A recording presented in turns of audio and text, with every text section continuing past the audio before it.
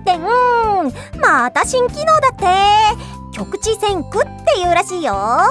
先生、どうですか？必須ですか？必須煽りは NG だよ。ドルフロは楽しくプレイするのが一番なんだから。今さらそのキャラに戻せると思ってるの？秩序乱流放送とかで暴走しすぎて各所で必須点とか言われてるから、引き返すのは諦めよ。グーの根持ってない。局地戦区は必須というわけではないけど、やりがいのあるイベントだからぜひ頑張りたいね。そんなわけで局地戦区について。局地戦区は新しい種類の期間限定ミニイベントだね。今回の実施は7月10日から7月31日まで。毎日挑戦できるけど午前4時から午前5時は挑戦できないから忘れないように。いつものミニイベントと何が違うの？そうだな。簡単に言えば努力、友情、勝利って感じ。ドルフロで友情？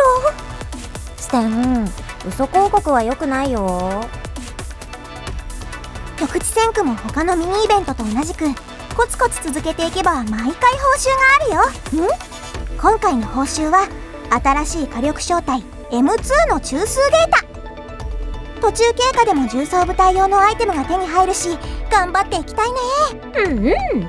局地戦区は指揮官レベル30から挑戦できるし、難易度も自分である程度調整できるから、できる範囲で頑張って M2 をゲットしよう。初心者にも優しいなんて。ドルフロ出れた？ただしルールがややこしいからよーく覚えること。いつものやつ。局地戦区ではそれぞれ難易度が違う3つの戦区があるよ。難しい戦区のステージを攻略すればスコアがたくさんもらえるから有利。1日に2ステージまで選択することができて、挑戦回数は午前5時にリセット。ステージは全ての指揮官の攻略具合に応じてクリアになるから、一人でどんどんクリアして次のステージへというのはできないね。本当に友情要素じゃん。攻略完了となったステージはまた挑戦すると獲得スコアが減るから注意。一つのステージでは10回戦闘があって、リストの敵のどれかが出てくるから有利そうな部隊を選んでいこう。1ステージの中で昼戦と夜戦の両方が出てくることもあるから注意してね。ステージごとに敵のリストがあって、強い敵を倒せばもらえるスコアも増えるんだけど、どの敵が出てくるかはランダムだから。ランダムだから？スコアが美味しい敵が出てくるのを祈るしかないね。敵ガチャを引くわけね。編成についてはどの戦術人形を編成しても OK。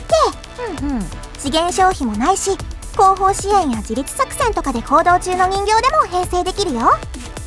ただし行動中の人形は装備が変えられないから注意。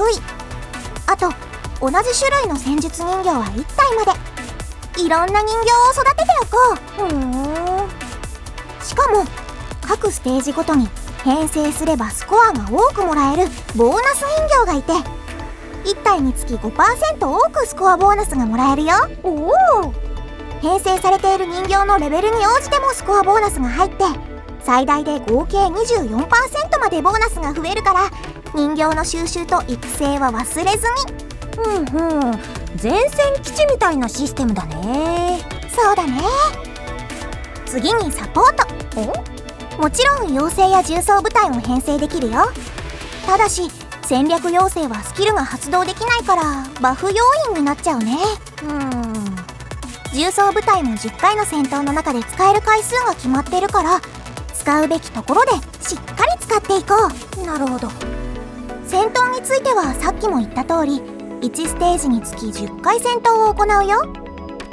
1日2ステージしか挑戦できないって言ったけど、ボーナス人形の入れ忘れや編成の間違いとかもあるだろうから、1日1回だけ撤退しても挑戦回数が減らないよ。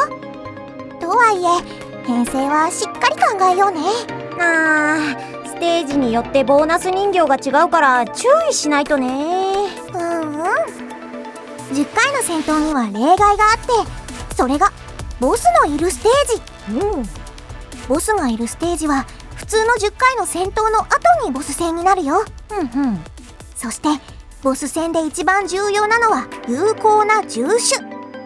ボスにはそれぞれ有効な獣種があって、その獣種が編成されているとボス戦後の獲得ポイントが増えるよ。なるほど。ボーナス人形とは別にボス用にも編成を考えないといけないんだね。そうそう。でもボス戦だけはちょっと特殊で、編成された人形のうち残ってる人形すべて対ボスって感じかな。操作も必要ないからイベントカットだと思って OK。 ボスまでの戦闘で重装部隊を使い切っていても、ボス戦では重装部隊分のスコアが加算されるよ。ボス戦でもらえるポイントはそこまでの撤退状況や残りの体力に影響されるから、なるべく被害が少なくなるように立ち回ろう。つまりコツコツいろんな戦術人形を育てて有利にポイントを稼ぎながら敵と戦っていくってことだね。さらに自分のレベルや部隊に合わせて挑戦できるから、初心者は自分のできるステージをクリアして、上級者は難しいステージでポイントを貯めていくって感じだね。そうだね。はあ、そういうことね。はあ、完全に理解したわ。ここまでの知識があれば1日目は対応できるかもね。ここまで知ってても1日しか対応できないんだね。2日目からはどうすればいいの？まず翌日の朝5時以降に局地戦区を開くと支援要請というものが出てくるんだけど、前日までの全ての指揮官の攻略状況を集計して、一番攻略が進んでいない戦区にボーナスがつくようになるんだよ。何？ややこしい。1日2回挑戦できるんだけど、1回は支援要請のある戦区、もう1回は自分がクリアできる中で一番難易度が高い戦区に分けると効率がいいよ。でも初級のプラス 400% よりボーナスなしの上級の方がポイントが多くもらえたりするんじゃないの？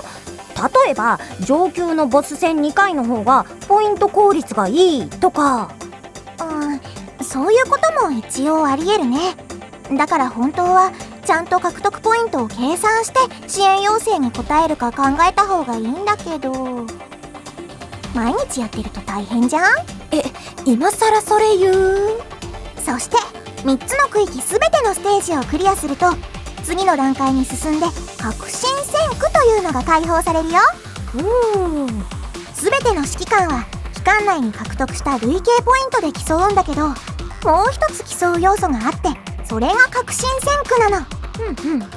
革新戦区の最終ステージだけでの獲得ポイントでも全ユーザーでのランキング形式になっているんだけど、そのランキングではあまり差がつかないし、何より普通に難しいから、まずはクリアに専念して余裕がある人だけ有効な獣種を選んでスコアランキングに挑戦してみよう。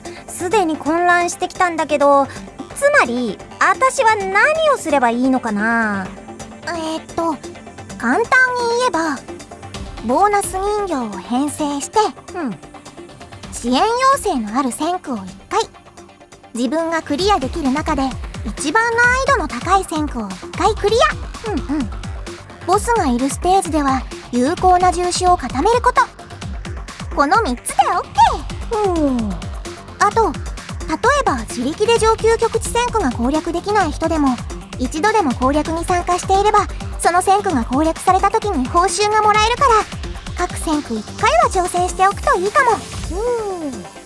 ただし安全撤退はカウントされないから、1回はクリアするか通常の撤退をしないといけないけど、あとは他の指揮官がクリアしてくれるのを待つだけだからお得。なるほど、今度こそ局地戦区完全に理解したわ。これで M2 はもらったも同然だね。よかったよかった。じゃあ戦闘の話が終わったから、次は施設強化だね。まだあるの？ステージをクリアすると素材っていうのがもらえるんだけど、この素材を消費して施設を強化できるんだよ。10個の素材投入で30ポイント入手できるから、合計ポイントを稼ぐためには重要だね。施設には3種類あって、それぞれ効果が違うんだよ。しかもこれらの施設の強化具合は全指揮官の素材投入具合によって進むの。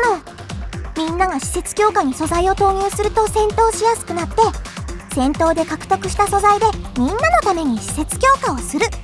素晴らしい循環。あ、まさかこれが友情。そういうこと。なにそれ、ドルフロらしくないけどいいことだね。そういうことなら素材全部施設強化に入れよっと。待ってもう一つの友情要素も聞いてから素材の使い方を考えよう。もう一つ、先駆偵察というのがあって、素材を使って3つの先駆のどれかに偵察を送ることができるんだよ。素材10につき1回分先駆偵察が送れるから、よく考えて素材を使おう。偵察する先は素材10投入につき、怪人山岳30ポイント、雷鳴平原40ポイント、地獄門戸50ポイントの3つから選べるよ。素材は上限内ならいくら投入してもいいんだけど、1日にどれか1つの先駆にしか偵察できないから、よく考えること。素材10で50ポイントもらえる地獄門戸に素材ぶっ破すればいいじゃん。でね、偵察に送った翌日に指揮官全員の偵察を集計してもらえるポイントが変動するの。一番偵察が多かった先駆を偵察していた場合、否定ポイントの半分。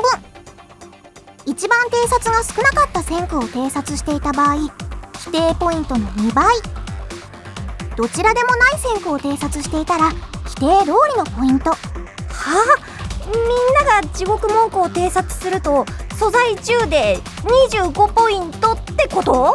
そういうこと。施設強化以下だね。逆にみんなが怪人山岳を選ばないなら、怪人山岳を偵察しておけば倍の60ポイント。3択のうちの1つさえ引かなければ、施設強化以上のリターンが見込める偵察に素材を全部入れて、残りを施設強化に入れるのがおすすめだよ。そんなわけで局地先駆は分かったかな？おさらいだけど、やっておけばいいのはそんなに多くないよ。ボーナス人形を編成して、支援要請のある難易度のステージを1回、自分がクリアできる中で一番難易度の高いステージを1回クリア。ボスがいるステージでは有効な重視を固めること。獲得した素材は偵察に出すのがおすすめ。安全に施設強化でも大丈夫。偵察の余った素材で施設強化。だいたいこんな感じで大丈夫。なるほど。偵察とかも大して気にすることもないから、当たったー、外れたくらいの気軽な気持ちで偵察しよう。真剣に考えても予測なんかできるわけないし。ただし毎日コツコツ続けること。これだけは忘れずに。そうだね、毎日続けるのはドルフロの鉄板だからね。そう、大事なのはしっかり編成を考える集中力とくじけない精神力。指揮官も頑張ってくださいね。頑張ろう。